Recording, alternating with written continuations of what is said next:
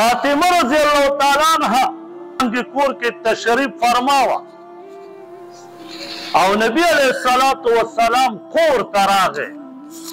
چراغ چوي کته دوارا حسن او حسین رضی اللہ تعالی عنہ جاء نبی علیہ الصلوۃ والسلام ته فرمی یا فاطمه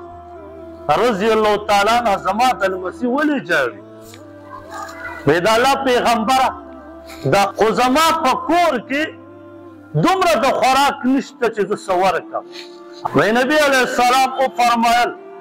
وې ماله د حسین رضی الله تعالی عنہ را نږدې کوي مال راکړئ د غېږې ماشوم